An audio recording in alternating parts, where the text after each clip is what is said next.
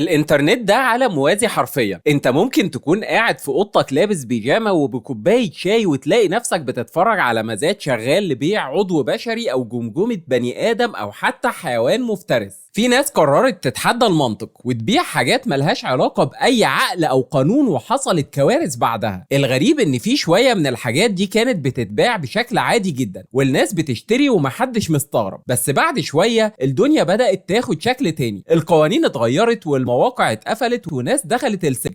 في الفيديو ده هنتكلم عن أغرب 10 حاجات اتباعت أونلاين وبقت ممنوعة تماما دلوقتي. لو بتفتكر إنك شفت كل حاجة على النت، استنى بس اللي جاي ويلا بينا نبدأ.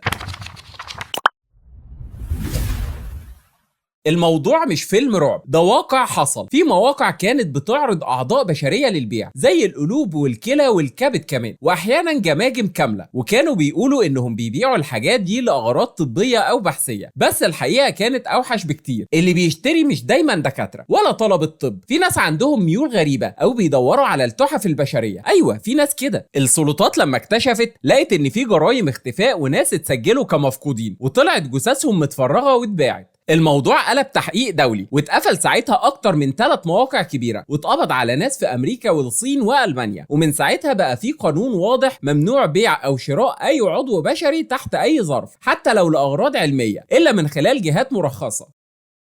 في مواقع كانت بتقدم خدمة تأجير القتلة المأجورين. أيوة ما تستغربش، ودي كأنك بتحجز أكل من تطبيق دليفري. والموقع ده كان اسمه هيتمان ماركت، والموقع ده كان على الدارك ويب، يعني مش أي حد يوصل له. بتدخل تختار نوع العملية، تخويف، إصابة، تصفية كاملة، وبعدين تدفع بيتكوين وتسيب الباقي عليهم. في ناس فعلا استخدموه، واللي حصل بعد كده كارثي. الاف بي اي والان اس اي عملوا عملية اختراق كبيرة وقدروا يوصلوا لسيرفرات الموقع وجمعوا كل البيانات، والنتيجة ان اتقبض على العشرات في كذا دولة، ومنهم ناس كانوا ضحايا جرائم قتل حقيقية حصلت عن طريق الموقع. ومن وقتها أي نشاط إلكتروني فيه شبه توجيه عنف أو تهديد بقى بيتراقب بدقة، خصوصا على الديب ويب.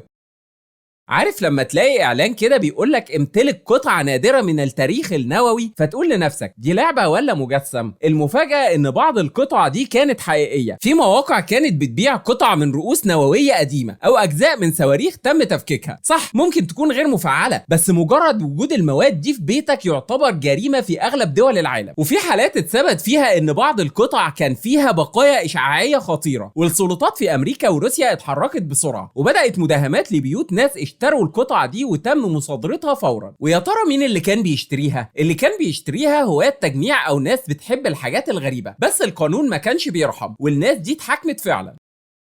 ايه رايك في جمجمه بشريه متحنطه على الرف اللي وراك، او سن بني ادم في سلسله ذهب؟ موقع زي اي باي وغيره كان بيظهر فيها عروض لبيع حاجات زي دي وتحت عنوان قطع نادره لهواة التحف الطبيه. اللي كان بيحصل ان في ناس بتسرق من مقابر قديمه او من جامعات طبيه وتبيعها اونلاين باسعار عاليه. الموضوع كان ماشي تحت الرادار لحد ما واحده من اكبر الجامعات الامريكيه اكتشفت ان الجماجم بتاعتها اختفت، واتضح ان واحد من العاملين باعها على النت. والحكومه اتحركت وطلعت قانون صارم بيمنع اي بيع لبقايا بشريه حتى لو كانت اثريه، وبقت كل المزادات اللي كانت بتعرض الحاجات دي بتتقفل، واللي يخالف بيتحاسب.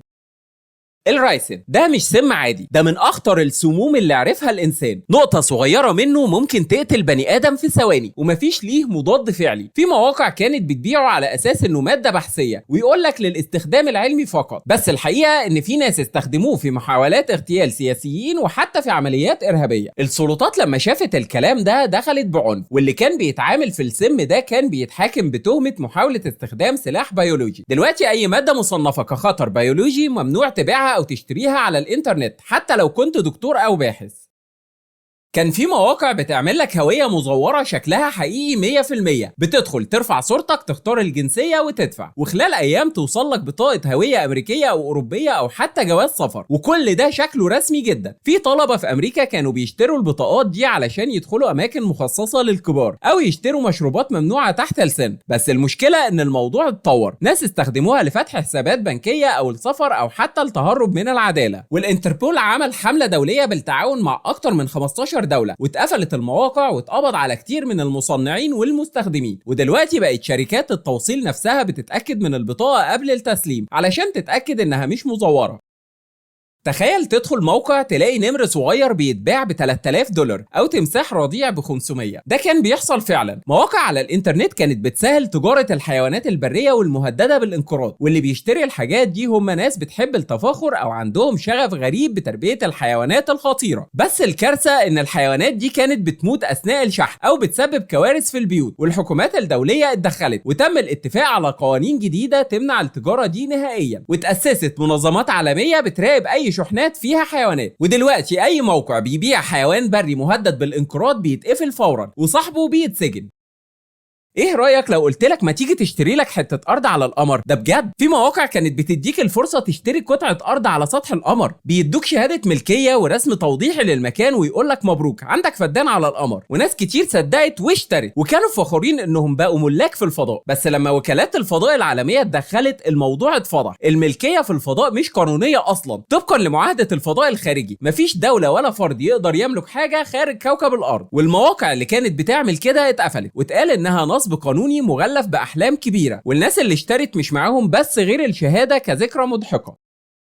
كان في مواقع بتبيع ميه مباركه او ميه مقدسه جايه من اماكن دينيه معينه او ابار مشهوره بالشفاء او البركه. سعر الازازه ممكن يوصل ل 100 دولار، وفي ناس كانوا بيشتروها على امل الشفاء او البركه. لكن الكارثه ان تحاليل المعامل لقت الميه ملوثه واحيانا فيها ميكروبات خطيره، وفي ناس فعلا تعبت بعد ما شربوها وتقدمت شكاوي رسميه، واتقبض على ناس بتبيع ميه حنفيه في ازايز فخمه. ومن وقتها اتعملت قوانين تمنع بيع اي حاجه مرتبطه بالخرافات الدينيه او الطبيه بدون ترخيص ومراجعة صحية.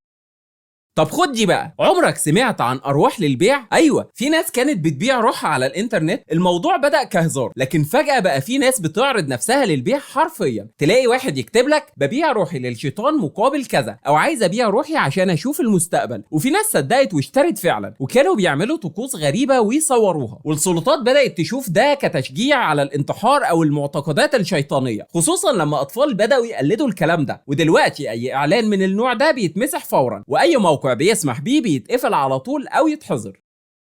الانترنت عالم كبير اكبر من خيالنا، وفي ناس بتستغله في الخير وناس تانية بتغرق في سكة ملهاش اخر. واللي شفناها النهاردة ما هو الا جزء بسيط من اللي ممكن تلاقيه في زاوية مظلمة من النت. بس دايما خليك فاكر، مش كل حاجة غريبة تستاهل تجربتها، ومش كل حاجة مسموح بيها قانونيا بتبقى امنة. قولي بقى في الكومنتات ايه اكتر حاجة استغربتها في الفيديو، ولو عجبتك الحلقة دوس لايك وسبسكرايب علشان يوصلك كل جديد، واستنونا الحلقة الجاية.